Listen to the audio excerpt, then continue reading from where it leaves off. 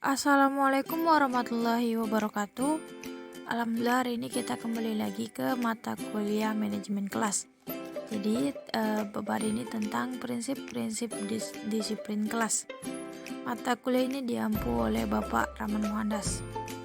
Sebelumnya materi kali ini akan dipresentasikan oleh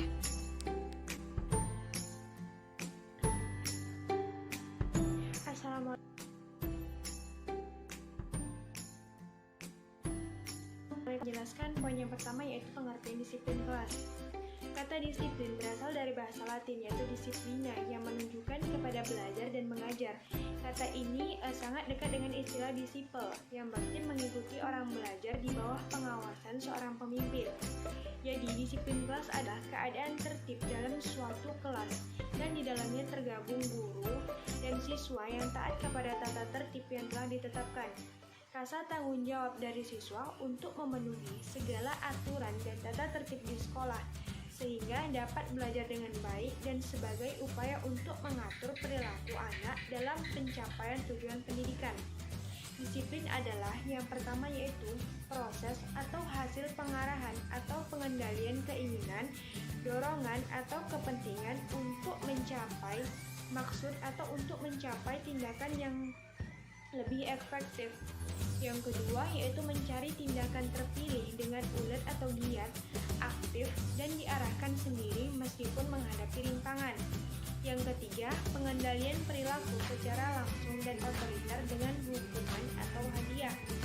Yang keempat, pengekangan dorongan dengan cara yang tak nyaman dan bahkan menyakitkan. Sikap disiplin yang dilakukan oleh seseorang sebenarnya adalah suatu tindakan untuk memenuhi tuntutan nilai tertentu. Nilai-nilai tersebut diklasifikasikan menjadi yang pertama, yaitu nilai-nilai keagamaan, yang kedua yaitu nilai-nilai tradisional, yang ketiga yaitu nilai-nilai kekuasaan, yang keempat yaitu nilai-nilai subjektif, yaitu pengakuan dari nilai ini berdasarkan penilaian pribadi yang melahirkan tindak tanduk yang egosentrik.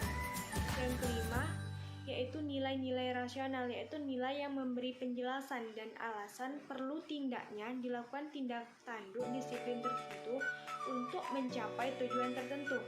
Disiplin kelas merupakan hal yang esensial yang terhadap terciptanya perilaku tidak menyimpang dari ketertiban kelas. Dalam semangat pendekatan pendidikan disiplin, hendaknya itu memiliki basis kemanusiaan dan prinsip-prinsip demokrasi. Prinsip kemanusiaan dan demokrasi ini berfungsi sebagai petunjuk dan pengecek bagi para guru dalam mengambil kebijakan yang berhubungan dengan disiplin. Oleh karena itu, pendekatan disiplin yang dilakukan oleh guru itu harus yang pertama yaitu menggambarkan prinsip-prinsip pedagogi dan hubungan kemanusiaan, mengembangkan dan membentuk profesionalisme personal dan sosial lulusan. Yang kedua yaitu merefleksikan tumbuhnya kepercayaan dan kontrol dari peserta didik. Yang ketiga, menumbuhkan sesungguhnya berbuat dan berkreasi baik di kalangan guru dan peserta didik tanpa ada kecurigaan dan kecemasan. Yang keempat, menghindari perasaan beban berat, rasa terpaksa di kalangan para peserta didik. Disiplin itu mencangkup setiap macam pengaruh yang ditujukan untuk membantu peserta didik. Mereka dapat memahami dan menyesuaikan diri dengan tuntutan lingkungannya. Dengan disiplin kelas, peserta didik diharapkan bersedia untuk tunduk dan mengikuti peraturan tertentu dan menjauhi larangan tertentu. Dan terciptanya kefaedahan semacam ini untuk secara sadar dan diterima. Itu semua untuk memelihara kepentingan bersama atau memelihara kelancaran tugas-tugas sekolah. Satu keuntungan disiplin kelas adalah para peserta didik belajar hidup dengan pembiasaan yang baik, positif, dan bermanfaat bagi dirinya dan lingkungannya. Dan dalam prakteknya, disiplin kelas dapat dibedakan menjadi dua jenis, yaitu yang pertama, disiplin kelas yang berasal dari kesadaran peserta didik sendiri. Artinya, perilaku disiplin datang dari kesadaran masing-masing siswa tanpa perlu diperingatkan. Namun, kesadaran disiplin ini perlu dibentuk sejak awal dengan proses yang terus-menerus. Yang kedua, disiplin kelas yang timbul karena adanya paksaan dari pendidik atau wali kelas. Jenis disiplin kelas ini adanya paksaan dan kurang baik karena dapat menimbulkan perasaan tertekan pada peserta didik sehingga dapat mengganggu perkembangan psikologinya, bahkan dapat menghilangkan kepercayaan diri peserta didik dan membuat siswa menjadi pemalu dan penakut. Baiklah, saya Putri Febriani Samsi akan melanjutkan materi selanjutnya, yaitu mengenai disiplin sekolah dan lingkungan kelas. Nah, beberapa kondisi yang dapat menyebabkan timbulnya problema disiplin adalah kegaduhan, corak suasana sekolah, pengaruh komunitas yang tidak diinginkan, ketidakteraturan, dan ketidaksenjangan dalam menerapkan peraturan atau hukum. Nah, tipe-tipe penanggulangan problema ini, disiplin ini, biasanya didekati oleh pendekatan teknik manajerial. Misalnya, kepala sekolah dapat meminta staf atau pembina dan guru untuk mengetahui para siswa dari latar belakangnya, menyusun jadwal sebaik mungkin sehingga tidak terjadi suatu kegiatan mengganggu kegiatan lainnya. Nah, menciptakan suasana seperti di rumah sendiri dengan memodifikasi sekolah secara artistik dengan tanaman hidup agar para siswa itu merasa betah di sekolah. Nah, sekolah juga dapat mengurangi problema timbulnya gangguan disiplin dengan menjalin hubungan yang baik dan kerjasama dengan komunitas lingkungan sekolah dan aparat keamanan lingkungan. Nah, hubungan dan kerjasama tersebut seperti memberi kesempatan kepada masyarakat sekitar untuk memanfaatkan sebagian fasilitas sekolah dan melibatkan mereka untuk ikut serta membangun wilayah sekitar. Nah, di samping itu, sekolah secara teratur menyampaikan laporan dan meminta laporan kepada aparat keamanan, meminta laporan tentang kegiatan sekolah, misalnya laporan kegiatan penerimaan dan pengumuman penerimaan siswa baru, pengumuman kelulusan edukasi belajar nasional, acara pekan olahraga dan seni juga sebagainya. Di samping itu, terdapat beberapa teknik yang dapat membantu pemeliharaan disiplin kelas dalam mengajar. Seperti yang pertama, tepat waktu dan mulai pelajaran sesegera mungkin. Siapkan sesuatu yang harus dikerjakan oleh para siswanya.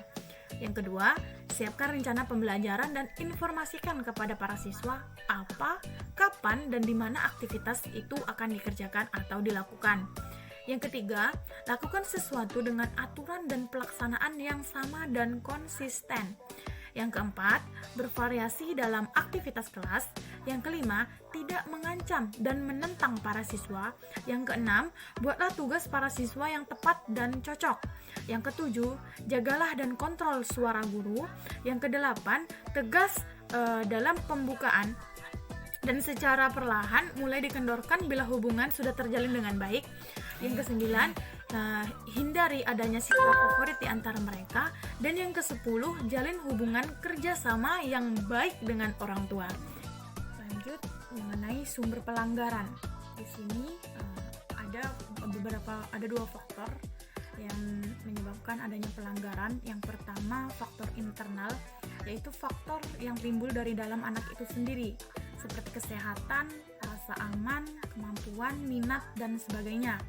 Yang kedua, faktor eksternal, ialah faktor yang datang dari luar diri si anak, seperti kebersihan rumah, udara yang segar, paras, lingkungan, dan lain sebagainya. Nah, secara umum pelanggaran itu dikelompokkan menjadi dua, yaitu individual dan kelompok. Yang individual, yang pertama, rasa yang ingin mendapatkan perhatian lebih dari orang lain. Yang kedua, tingkah laku yang ingin menunjukkan kekuatan dari diri sendiri. Yang ketiga, tingkah laku yang bertujuan untuk mewakili orang lain. Yang keempat, yaitu penanganan kemampuan. Nah, itu yang bersifat individual. Nah, yang kedua yaitu yang bersifat kelompok. Yang pertama, kurangnya kekompakan. Yang kedua, kurangnya kemampuan untuk mengikuti peraturan kelompok. Yang ketiga, reaksi negatif terhadap sesama anggota kelompok. Yang keempat, penerimaan kelas atau kelompok atas pribadi yang menyimpang. Dan yang kelima atau yang terakhir yaitu ketidakmampuan menyesuaikan diri terhadap perubahan lingkungan yang terjadi. Baiklah, saya M. Dimas Sohrul Razi akan melanjutkan penjelasan dari Putri Febriani Disamsi, yaitu mengenai hubungan sekolah dan masyarakat. Baiklah, poin yang pertama yaitu pengertian hubungan sekolah dan masyarakat. Hubungan sekolah dan masyarakat adalah suatu proses komunikasi antara sekolah dengan masyarakat untuk meningkatkan pengertian masyarakat tentang kebutuhan serta kegiatan pendidikan dan mendorong minat serta kerjasama untuk masyarakat dalam peningkatan dan pengembangan sekolah. Poin yang kedua yaitu fungsi dan tujuan hubungan masyarakat dan sekolah. Yang pertama, fungsi hubungan masyarakat dan sekolah. Menurut Atiyah, fungsi humas bersifat melekat pada manajemen organisasi, yaitu bagaimana suatu humas menyelenggarakan komunikasi dua arah atau timbal balik antara organisasi yang diwakili dengan publik, yang artinya peranan ini turut menentukan sukses atau tidaknya visi, misi, dan tujuan bersama dalam organisasi tersebut. Yang kedua yaitu tujuan hubungan masyarakat dan sekolah. Tujuan utama program humas dalam suatu lembaga pendidikan adalah untuk membangun dan memelihara kerjasama yang positif antara lembaga-lembaga pendidikan dengan masyarakat yang terkait pelaksanaan program humas. Diarahkan untuk membangun kegiatan humas, baik secara internal maupun eksternal. Dengan demikian, tujuan dari program humas juga dapat dilihat baik secara internal maupun eksternal. Bella Sayuna Brianti, di sini saya akan melanjutkan penjelasan tentang unsur-unsur hubungan sekolah dan masyarakat.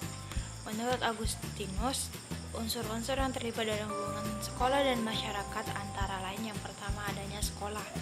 Sekolah itu merupakan sebuah pusat pendidikan formal, di mana sekolah itu merupakan lembaga sosial yang tumbuh dan berkembang dari dan untuk masyarakat itu sendiri. Karena itu segala bentuk dan tujuan sekolah harus diarahkan kepada pembentukan corak pribadi dan kemampuan warga masyarakat sesuai target atau sasaran pendidikan dalam masyarakat yang bersangkutan.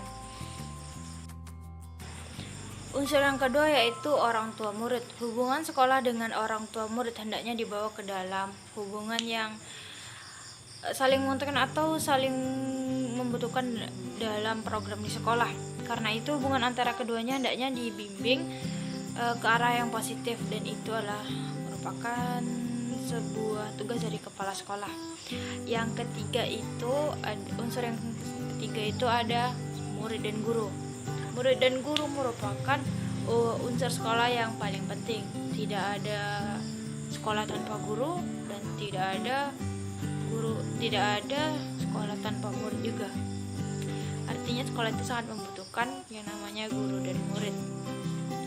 Murid itu berasal dari lingkungan masyarakat, yaitu keluarga atau orang yang dari lingkungan tersebut yang memperoleh ilmu atau ilmu pengetahuan dan pendidikan dari instansi, yaitu seperti dari persekolahan dengan perantara seorang guru.